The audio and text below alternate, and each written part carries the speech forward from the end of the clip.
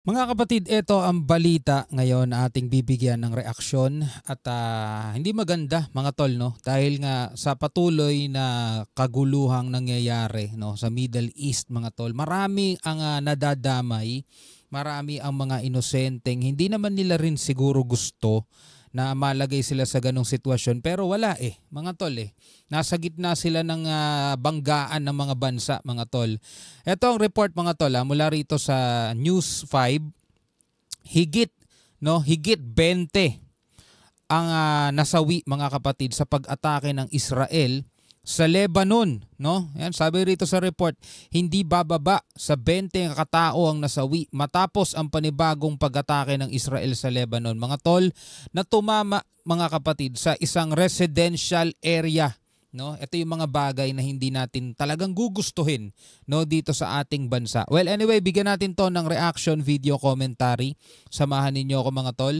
Sa mga bago pa lamang dito, huwag mo kalimutan mag-subscribe. Click mo na rin ang notification bell para ma-notify ka pag may mga bago tayong reaction video tulad nito. Alright, so huwag na natin patagalin pa. Panoorin na natin to mga tol. Hindi bababa sa 20 ang nasawi matapos ang panibagong airstrike ng Israel sa Lebanon. Grabe. Tumama raw yan sa isang residential area. Yan, no? Nagbabalik si Rainiel Pawid. Kabi-kabilang wasak at gumuhong gusali habang natabunan naman ng mga semento, bakal at mga kahoy ang kalsada. Yan ang iniwang bakas ng mga airstrike ng Israel sa Beirut at Southern Lebanon nitong Huwebes para targetin ang isa sa matataas na opisyal ng militanteng grupong Hezbollah. Para targetin ang matataas na leader o matataas na tao, no, sa militanteng grupong Hezbollah mga tol, ay nakakalungkot man isipin, pero may mga tao, di man nating kababayan siguro, sana wala, no? Pero mga tao rin to mga to, pamilya siguro, mag-anak, mga ganyan. Kasi residential area to So, ibig sabihin may mga nakatira ditong sibilyan, pamilyado, di ba? Na nadamay mga tol dahil sa mga bagay na ganito. Pero sa kabila niyan, 22 Lebanese ang nasawi, kabilang ang pamilyang may 8 miyembro. Kabilang ang pamilyang may 8 miyembro. Mahigit 100 naman ang sugatan. Base sa report, residential area ang napinsala mula sa mga pag-atake. Grabe. Wala rin daw nilabas na evacuation warning ang Israeli military bago ang nasabing airstrike. Kaya ngayon puspusan ang rescue at retrieval operation matapos ang nasabing airstrike. Ang mga may kayang umalis ng bansa, mabilis nang lumikas. Pero Yung mga ganito mga bagay mga tol, ito yung sinasabi natin lagi Diba? Dito sa Pilipinas mga tol, yung mga may kakayanan na umalis ng bansa dahil may mga bahay sila siguro sa abroad, mayayaman mga tol, sila talaga yung makakaalis agad. No, kung sakasakali sana wag, no, na mga ganito mga mangyayari dito sa ating bansa. Kaya nga sana gawan talaga ng paraan ng ating gobyerno na magkaroon ng maayos na ugnayan. Diba? Hindi naman natin kailangan makipagmatigasan talaga mga tol. Makukuha natin yan sa pamamagitan ng pakikipag-usap sa mas maraming mga bansa na tulungan tayo, hindi yung tayo-tayo lang mga tol. Kasi kapag pumutok yung mga labanan na ganyan mga tol, yung mga mayayaman dito sa bansa, magsisialisan yan. Yung mga mahihirap na sumusuporta sa mga politiko-politika mga tol, yan na may iwan dito. No? Kaya wag nating hilingin na magkaroon ng ganyan dito sa Pilipinas. ang ilang residente, kanya-kanyang diskarte sa paghahanap. Dalikan natin. Retrieval operation matapos ang nasabing airstrike. Ang mga may kayang umalis ng bansa, mabilis nang lumikas. Pero ang ilang residente, kanya-kanyang diskarte sa paghahanap ng shelter. Gaya na lang ng nightclub na yan na pansamantalang tinuluyan ng mga Lebanese. Sa inilabas naman na video ng Israel, puntirya raw nila ang infrastruktura at rocket launcher ng Hezbollah sa Southern Lebanon. Matatanda ang walang patid ang ginawang pag-atake ng Israel. Mapa airstrike o ground assault man nitong nagdaang linggo na ikinasawi ng 50 opisyal ng Hezbollah. Target daw ng Israel na mapauwi na ang mahigit 10,000 Israeli matapos ang forced evacuation dahil sa mga pag-atake ng Hezbollah. Nagbabalita mula sa frontline. Grabe, no? Tindi ng mga pangyayari ngayon dyan mga tol. Kaya ito, isa pang report mga tol, mula pa rin dito sa News 5, no? Mahigit 470 na mga OFW o mga kababayan natin, mga kapatid sa Lebanon, ang naiuwi na sa Pilipinas, no? So magandang balita yan kahit papano, kasi etong mga to, 'di ba, ay ligtas na mga tol. Nandito na sila sa Pilipinas Panoorin natin 'to. Nadagdagan pa ng 8 ang bilang ng mga Pilipinong nakabalik na sa bansa mula Lebanon sa gitna ng lumalalang tensyon doon. Hindi nga lang kapareho siguro ng sinasahod nila doon yung pwede nilang kitain dito sa Pilipinas. Kasi kaya nga sila nandoon mga tol dahil wala silang nakikitang pag-asa rito sa ating bansa Pero ang mahalaga, buhay sila. Kasama nila yung mga pamilya nila, di ba?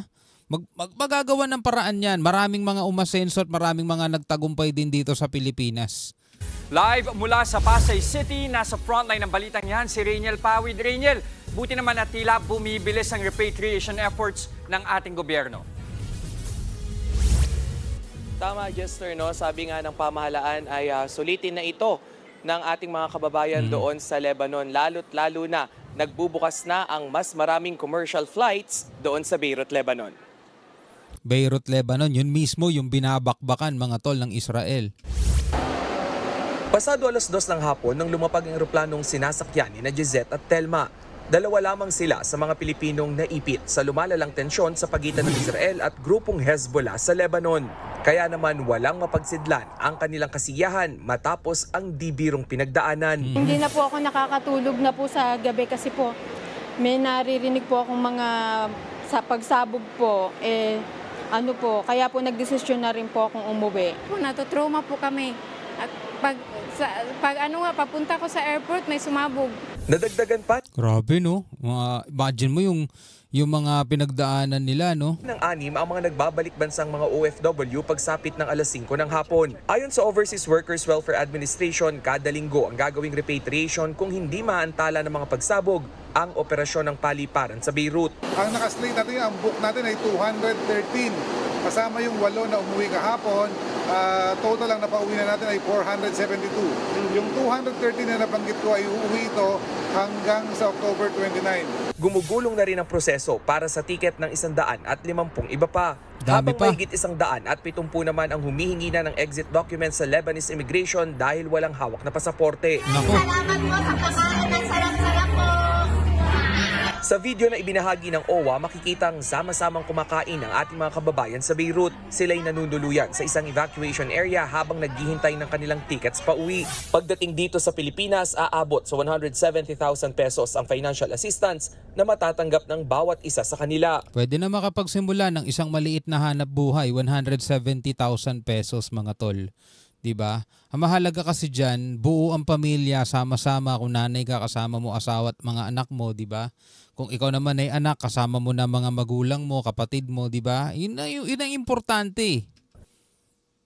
Jester, sabi nga ng source ng News 5 ay wala pang konkretong desisyon ng gobyerno kung itutuloy ba yung chartered plane na papunta doon sa Beirut, Lebanon sa darating na huling linggo na Oktubre para sunduin itong ating mga kababayan roon. Sa ngayon ay kailangan muna na raw nilang i-maximize itong pagbubukas ng mga commercial flights. At sa katunayan, sa ngayong linggo, anytime, any day ay magkakaroon na naman ng repatriation flights sa oras na magbukas ang mas marami pang flights doon sa Beirut. Jester.